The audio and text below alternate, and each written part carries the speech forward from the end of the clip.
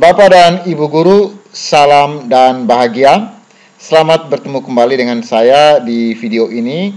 Dan dalam video ini kita coba melihat satu informasi terbaru yang dirilis oleh excellenteam.id, itu tentang rumah pendidikan, platform satu pintu untuk masa depan pendidikan. Kita coba lihat informasi selengkapnya. Rumah pendidikan, platform satu pintu untuk masa depan pendidikan. Pada 14 Januari 2025, itu Kementerian Pendidikan Dasar dan Menengah memperkenalkan Rumah Pendidikan, sebuah platform satu pintu yang bertujuan untuk menyatukan berbagai layanan pendidikan dalam satu sistem terpadu. Dengan desain inovatif ini, Rumah Pendidikan diharapkan dapat meningkatkan efisiensi dan kenyamanan akses bagi semua pemangku kepentingan pendidikan di Indonesia. Lalu, apa yang perlu kita pahami tentang rumah pendidikan itu? Di sini dijelaskan bahwa rumah pendidikan adalah platform satu pintu. Rumah pendidikan dirancang untuk mengintegrasikan berbagai platform pendidikan yang selama ini tersebar, mulai dari Dapodik, platform Merdeka Mengajar, Sipla hingga Rumah Belajar. Semua akan dilebur ke dalam satu sistem yang mudah diakses. Rumah pendidikan adalah solusi untuk mengurangi kerumitan akses ke berbagai platform pendidikan. Kini cukup dengan satu pintu, semua layanan tersedia. Jelas narasumber saat sosialisasi platform. Yang kedua, itu struktur 8 ruang. Rumah pendidikan memiliki 8 ruang utama yang mencakup berbagai kebutuhan pendidikan, yaitu ruang GTK untuk guru dan tenaga kependidikan, fokus pada sertifikasi dan kompetensi. Ruang murid untuk mendukung pembelajaran siswa, termasuk bimbingan konseling dan evaluasi. Ruang sekolah, integrasi data Dapodik dan rapor pendidikan. Ruang bahasa, mendukung pengembangan kebahasaan seperti uji kemahiran UKBI dan BIPA daring. Ruang pemerintah untuk manajemen pendidikan di tingkat daerah. Ruang mitra, kolaborasi dengan lembaga non-formal dan relawan pendidikan. Ruang publik, informasi beasiswa, pustaka digital dan bantuan pendidikan. Ruang orang tua, informasi dan dukungan belajar anak di rumah. Lalu kita coba melihat apa manfaat dari rumah pendidikan. Di sini dijelaskan bahwa manfaat pertama itu kemudahan akses untuk semua. Dengan satu platform terpadu, pengguna tidak lagi perlu mengakses banyak aplikasi berbeda. Semua kebutuhan pendidikan tersedia di dalam rumah pendidikan, mulai dari data siswa hingga repositori bahan ajar. 2. Peningkatan efisiensi sistem pendidikan. Rumah pendidikan meminimalkan duplikasi data dan mempermudah koordinasi antara guru, siswa, orang tua, dan pemerintah. Hal ini akan meningkatkan efisiensi manajemen pendidikan secara keseluruhan. 3. Penguatan kolaborasi. Ruang mitra dan ruang publik di rumah pendidikan memungkinkan kolaborasi yang lebih baik antara pemerintah, sektor swasta, dan masyarakat untuk mendukung pendidikan berkelanjutan.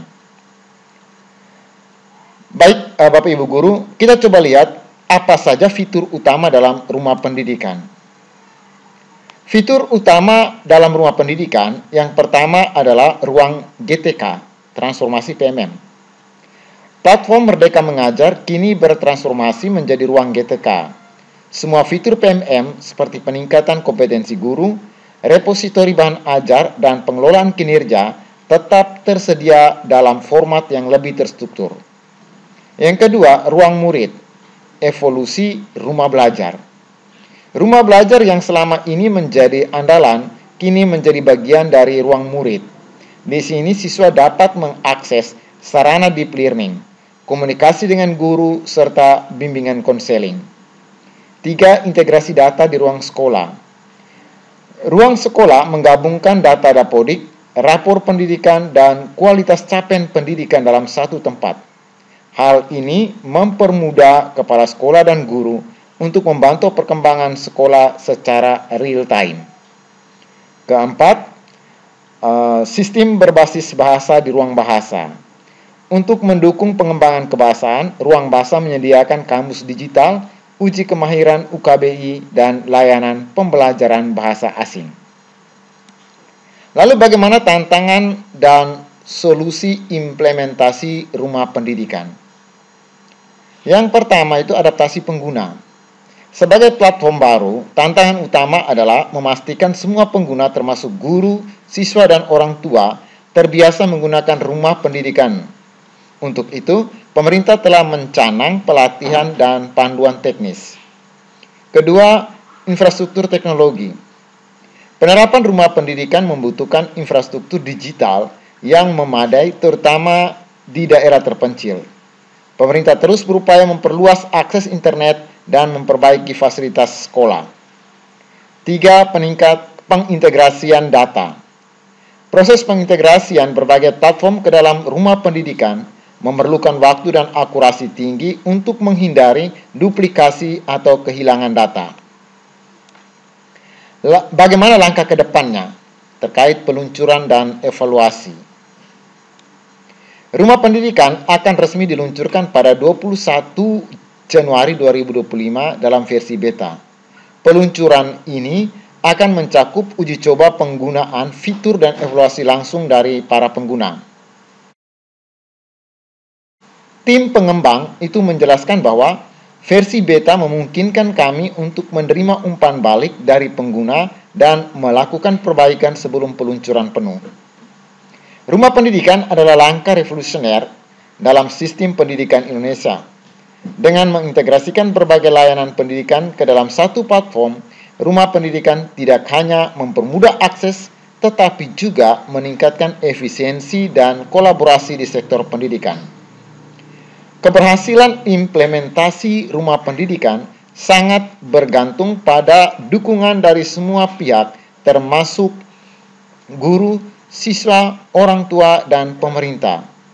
Dengan visi yang jelas, platform ini memiliki potensi besar untuk membawa pendidikan Indonesia menuju era digital yang lebih inklusif dan inovatif. Bapak Ibu Guru, sudah siapkah kita beradaptasi dengan platform baru? Aplikasi ini hadir sebagai pengganti dari berbagai platform pendidikan yang sebelumnya tersebar. Salah satunya adalah platform Merdeka Mengajar yang sering dikeluhkan oleh para guru karena merasa kesulitan dalam mengoperasionalkan PMM. Namun, apakah platform rumah pendidikan ini nantinya akan menjadi solusi khususnya untuk para guru, atau malah akan menjadi masalah baru lagi? Kita tunggu saja setelah platform ini diluncurkan dan diuji coba.